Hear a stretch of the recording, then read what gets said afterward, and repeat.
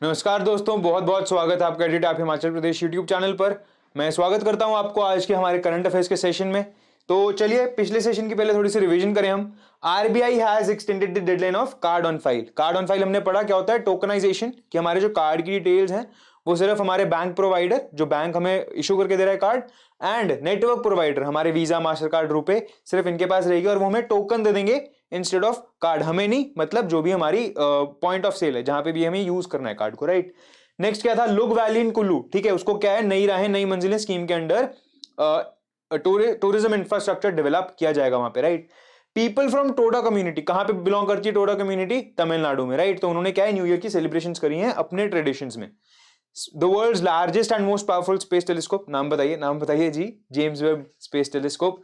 अभी अभी स्पेस में इसने उड़ान भरी है, अगले 6 महीने में ये अपनी डेस्टिनेशन पे पहुंच जाएगा and it will become the biggest space telescope yet, right. किससे बड़ा होगा ये, हबल टेलीस्कोप से, हबल स्पेस टेलीस्कोप से, जो कि इससे पिछले वाला हम कहेंगे अभी तक का सबसे बड़ा स्पेस टेलीस्कोप था, ठीक है, राइट।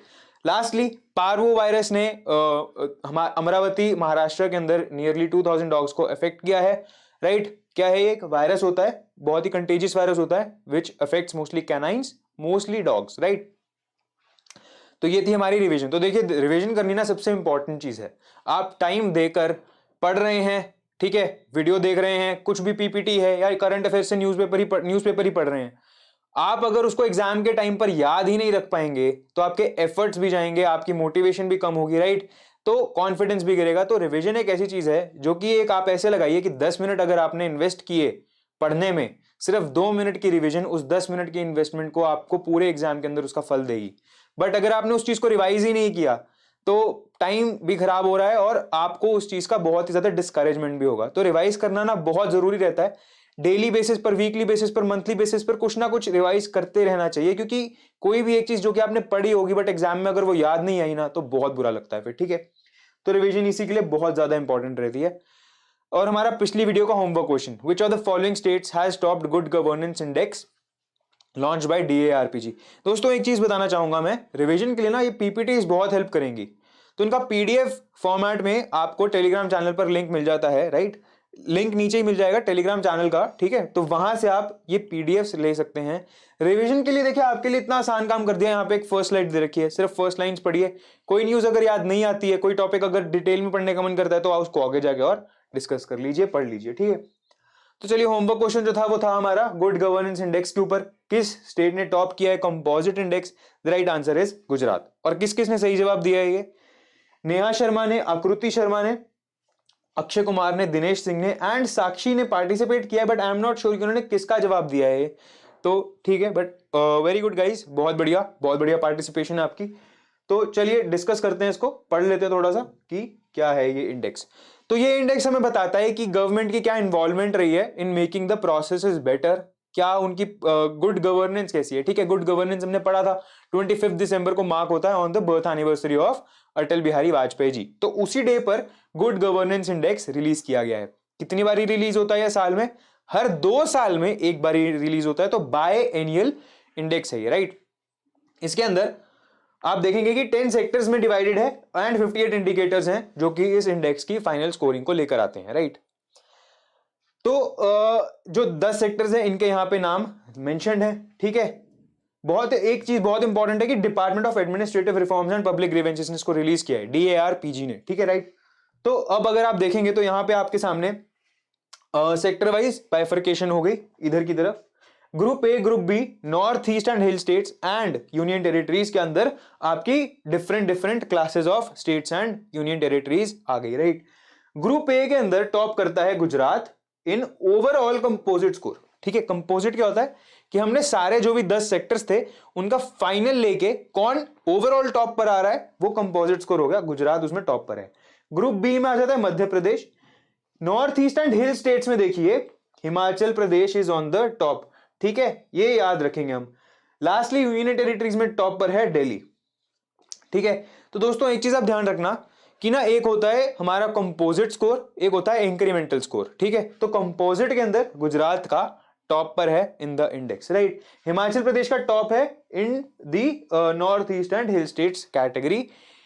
सेक्टर वाइज यहाँ पर कौन कौन टॉप पर है वो मेंशन्ड है, बट मेरे अकॉर्डिंग आपको जो याद रखना चाहिए, गुजरात याद रखना है, राइट। गुजरात के बिल्कुल बाद में कौन है वो भी याद रखना है, फिर गुजरात के बिल्कुल बाद में महाराष्ट्र है और फिर गोवा है, राइट। एंड लास्टली ये चीज बहुत इंपॉर्टेंट है, आप हिमाचल प्रदेश की एग्जाम की तैयारी कर रहे हैं तो हिमाचल प्रदेश कहां पे स्टैंड करता है ये तो याद रखना ही है, right. North east and hill states category में हिमाचल प्रदेश की पोजीशन टॉप पर है, राइट। अब देखिए एक ही वीडियो के अंदर, करंट अफेयर्स वाली वीडियो के अंदर ही इतना सब कुछ डिटेल में पढ़ाना पॉसिबल नहीं है, राइट। अगर आप चाहते हैं कि इस इंडेक्स पर आपको एक डिटेल्ड एक्सप्लेन्ड वीडियो चाहिए, एंड टू एंड जो कवर करे, राइट, आप नीचे कमेंट सेक्शन में बता सकते हैं। We will come up with a video. हमारी टीम पूरी मेहनत करेगी, पूरा काम करेगी इस इंडेक्स को आपके लिए ब्रेक डाउन करने में, राइट। तो आपको वो याद रहेगा और आपकी अंडरस्टैंडिंग के लिए भी वो बढ़िया है। अगर आप चाहते हैं तो ठीक है, नीचे कमेंट सेक्शन में बता सकते हैं। नेक्स्ट हमारा आज का पहला क्वेश्चन, ये भी रिपोर्ट के ऊपर, ये एक इंडेक्स के ऊपर है जो कि नीति आयोग का 4th edition of state health index है फॉर 2019-20, राइट। तो क्वेश्चन ये कह रहा है आपसे, क्वेश्चन देखिए क्या कह रहा है, which of the following statements is not true, ठीक है। क्या क्या ऑप्शंस है, report has been developed by NITI Aayog with technical assistance from World Bank, Himachal Pradesh has topped in terms of annual incremental performance. अभी मैंने बात करी आपसे इंक्रीमेंटल परफॉर्मेंस और कंपोजिट परफॉर्मेंस के बारे में। The index has been titled Healthy States Progressive India, right? Kerala has topped the overall composite index score. तो प्लीज इसके आंसर्स मार्क कीजिए। मैं आपको समझाता हूं इंक्रीमेंटल में और कंपोजिट में क्या फर्क है। देखिए एक हमारी स्टेट या यूनियन टेरिटरी है जिसका कि स्कोर इस वक्त 90 है, राइट। एक है जिसका कि स्कोर इस वक्त 25 ले लेते हैं, ठीक है। तो 25 से बढ़ के जिसका 50 हो जाएगा, एग्जाम्पल के लिए ये 25 से बढ़ के जिसका 50 हो जाएगा, उसका इंक्रीमेंटल ग्रोथ कितनी हुई 100 की, 100% इंक्रीमेंट हो गया उसका, तो इंक्रीमेंटल ग्रोथ ऑफ 100%। इसकी बढ़कर 90 से 99 हो जाती है तो इसकी इंक्रीमेंटल ग्रोथ हुई 10%। Now in terms of incremental ranking this is way ahead of this, right. But in terms of composite scores अगर आप इन दोनों को एब्सोल्यूट टर्म्स में कंपेयर करेंगे, so this is way ahead of this, right. तो ये difference है आपकी कंपोजिट रैंकिंग और इंक्रीमेंटल रैंकिंग में। तो इसका जो सही जवाब है, सही या हम कहेंगे कि जो गलत ऑप्शन है इसमें, जो गलत स्टेटमेंट है वो है हमारा option B, that is Himachal Pradesh has topped in terms of incremental growth. तो थोड़ा डिस्कस करते हैं क्या है। तो पहली बात तो रिपोर्ट किसने डेवलप किया वो बहुत जरूरी है, नीति आयोग ने करी है, विद वर्ल्ड बैंक से टेक्निकल असिस्टेंस मिली और कंसल्टेशन किससे ली, ministry of health and family welfare. याद करना जरूरी है क्या, बहुत जरूरी है। हर एक इंडेक्स का ये चीज याद रखनी बहुत जरूरी है कि किसने रिलीज करी। नेक्स्ट टाइटल क्या है रिपोर्ट का, healthy states and progressive India, ठीक है। 4th एडिशन है of the state health index, right. तो ये कुछ 3-4 पॉइंट्स हैं, उम्मीद कर रहा हूं कि आपने नोट कर लिए, राइट। अब देखिए जो इंपॉर्टेंट पॉइंट्स हैं उनको कोशिश करूंगा ब्रेक डाउन करने की इन जितना कम टाइम हो सके उसमें। तो पहली बात तो an overall ranking based on the composite index scores, the top ranked states were Kerala and Tamil Nadu among large states. Again states छोटी बड़ी के अंदर बाइफर्केशन कर रखी है, तो कंपोजिट के अंदर केरला टॉप पर है और उसके बाद आता है तमिलनाडु, राइट।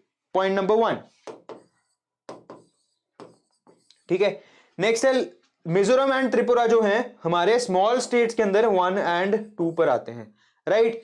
अब हमारे यूनियन टेरिटरीज के अंदर दादर हवेली and Daman and Diu and Chandigarh ये 1 and 2 पर आते हैं। तो हमारे 1 and 2 ऑफ 3 डिफरेंट कैटेगरीज हमें पता चल गया, राइट। तो अब यहां पर देखिए, यहां पर हमारा ये पूरा इंडेक्स आ जाता है, ये बेस ईयर है 18-19 और ये रेफरेंस ईयर है 19-20। तो केरला तमिलनाडु टॉप पर आ गए, राइट। उसके बाद आता है तेलंगाना, आंध्र प्रदेश, महाराष्ट्र, गुजरात, हिमाचल प्रदेश 6th रैंक से गिरकर 7th रैंक पर आ गया, ठीक है। एंड अगर आप यहां पर देखेंगे 63.23 है और यहां पर 63.17, तो इंक्रीमेंटल ग्रोथ की जगह इंक्रीमेंटल हम कहेंगे कि ग्रोथ नेगेटिव हो गई, ठीक है।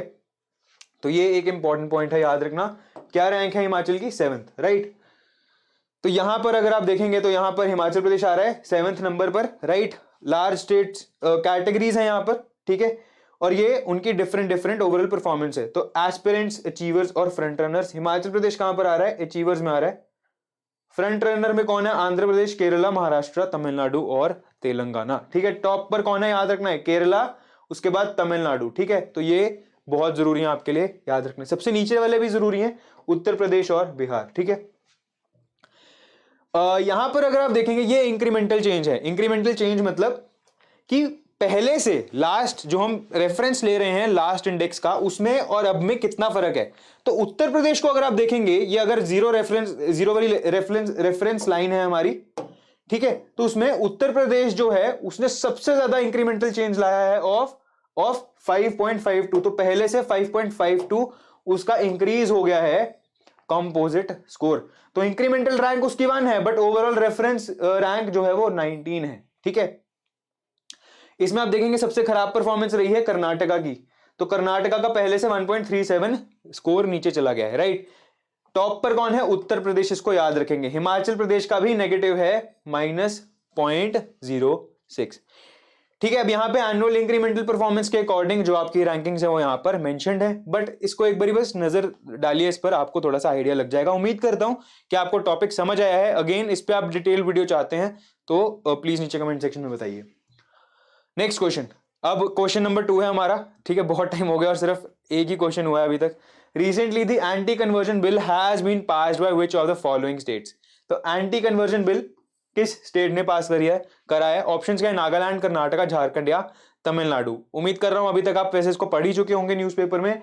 The right answer is Karnataka. ठीक है, तो देखिए एंटी कन्वर्जन बिल अगर कहीं पे भी आता है तो आपको याद रखना है कि कर्नाटका ने निकाला है, राइट। और वो क्या कहता है? It prohibits conversion from one religion to another by misinterpretation, force, fraud, element और मैरिज। ठीक है, तो बिल ये कहता है कि कोई भी कन्वर्ट नहीं कर सकता है किसी और बंदे का रिलीजन बाय फोर्सिंग देम, या फिर उनको एक मिस बिलीव या कुछ भी ऐसी गलत इंफॉर्मेशन पास करके, राइट। ये मेन पॉइंट है। नेक्स्ट सेकंड पॉइंट जो है, अगर किसी को भी अपना रिलीजन चेंज करना है तो उसको 2 महीने पहले एक मैजिस्ट्रेट को अपने स्टेट के वहां के बताना पड़ेगा कि उसको अपना रिलीजन चेंज करना है, राइट। और जो कोई भी रिलीजन चेंज करवा रहा है उसको 1 महीने पहले इंफॉर्म करना पड़ेगा कि मैं इसका रिलीजन चेंज करवा रहा हूं, राइट। तो ये मेन 2 पॉइंट्स हैं। बिल लेजिस्लेटिव असेंबली में पास हो गया इन कर्नाटका, राइट। तो चलिए अगला question, recently news retail direct scheme has been launched by which of the following. अब देखिए हमने टोकनाइजेशन के बारे में पढ़ा तो उसका पॉजिटिव रिस्पांस देख के ये क्वेश्चन हमने ऐड किया है कि किसने रिटेल डायरेक्ट स्कीम कौन लेके आया। ऑप्शंस क्या है? सेबी, आरबीआई, नाबार्ड या none of the above. The right answer, I hope you know, it is RBI, that is Reserve Bank of India. तो बहुत ही शॉर्ट में जितना कर सकते हैं इसको थोड़ा सा समझते हैं। तो रिटेल डायरेक्ट स्कीम बेसिकली हमारी गवर्नमेंट सिक्योरिटीज होती हैं, जी सेक जिनको कहते हैं, बॉन्ड्स होते हैं, ठीक है, ट्रेजरी बिल्स, ये सारे जो भी हैं गवर्नमेंट सिक्योरिटीज हैं, राइट। तो पहले क्या होता था, या तो कोई म्यूचुअल फंड हाउस या फिर कोई बहुत बड़ा इन्वेस्टर ही इनको डायरेक्टली ले सकता था, that too not from the primary market but from secondary market. तो बेसिकली अगर आप जैसे, मुझ जैसे, आपके जैसे रिटेल इन्वेस्टर्स को जिनको थोड़ी थोड़ी अमाउंट में ही एक गवर्नमेंट सिक्योरिटीज चाहिए तो उनके पास म्यूचुअल फंड्स की ही ऑप्शन होती थी, राइट। बट अब डायरेक्टली फ्रॉम आरबीआई हम इनको through a retail direct gilt account खरीद पाएंगे। ठीक है, रिटेल डायरेक्ट गिल्ट अकाउंट कहां पे खुलेगा? रिजर्व बैंक ऑफ इंडिया की वेबसाइट पर एक रिटेल डायरेक्ट गिल्ट अकाउंट खुल जाएगा। एक बंदे के लिए एक ही अकाउंट खुलेगा, बट एब्सोल्युटली फ्री जो भी ट्रांजैक्शंस होंगी वो उसमें रहेंगी। प्राइमरी मार्केट से आप गवर्नमेंट सिक्योरिटीज डायरेक्टली ले सकेंगे, राइट। जो और अदर पॉइंट्स हैं, there are 4 types of government securities investor can invest through the retail direct scheme. वो कौन कौन सी हैं? टी बिल्स हैं, गवर्नमेंट सिक्योरिटीज हैं, स्टेट डेवलपमेंट लोन्स हैं या सवरन गोल्ड बॉन्ड स्कीम्स हैं। अब सवरन गोल्ड बॉन्ड्स तो हम ऑलरेडी पहले भी ले रहे थे, राइट। तो ये जो बाकी के 3 ऑप्शंस हैं ये नए आ जाते हैं। इसमें मिनिमम इन्वेस्टमेंट जो रहेगी 10,000 की रहेगी, बट गोल्ड बॉन्ड्स के लिए हम जानते हैं कि गोल्ड बॉन्ड्स लेने के लिए हमें 1 ग्राम ऑफ गोल्ड का मिनिमम परचेज वैल्यू रखनी पड़ती है। तो अभी तक के लिए यही मेन अपडेट है, राइट। तो उम्मीद करता हूं ये क्लियर है। चलें अगले क्वेश्चन की तरफ। When was the first international day of epidemic preparedness marked. तो पहला international day of epidemic preparedness कब मार्क किया गया है? ऑप्शंस क्या है आपकी? 1 जनवरी 2020, 27 दिसंबर 2020, 1 जनवरी 2021 या 27 दिसंबर 2021। So the right answer is 27 दिसंबर 2021। तो यूनाइटेड नेशंस जनरल असेंबली ने सभी को बोला है कि 27 दिसंबर को हम आज से, मतलब अभी से, इस साल से international day of epidemic preparedness मानेंगे, राइट। तो 2021 में पहली बार मनाया गया है इसको। इसका एम क्या है? To promote international awareness and action on prevention of preparedness for and partnership against epidemics. तो हमने देखा है कि कैसे एक हेल्थ इशू पूरे दुनिया को हिला के रख सकता है, तो इस चीज के लिए प्रिपेयर्ड रहने का मेन एम है हमारे international day of epidemic preparedness का। ठीक है, इसके साथ हमारा आज का homework question, who among the following scientists was famously called the modern day Darwin और डार्विन्स नेचुरल हेयर। अब नेचुरल मतलब असली में नहीं है वो, इनका नाम दिया गया था कि who is the modern day Darwin, right. तो प्लीज इसका आंसर दीजिए नीचे कमेंट सेक्शन में, एंड अगर सब्सक्राइब नहीं किया तो प्लीज सब्सक्राइब कीजिए। और बहुत बहुत शुक्रिया आपका हमारे साथ जुड़ने के लिए। All the best, happy learning. कोई भी डाउट है, कुछ भी करना है, नीचे कमेंट्स कीजिए प्लीज। ठीक है, signing off, Divanshu Gupta, bye bye.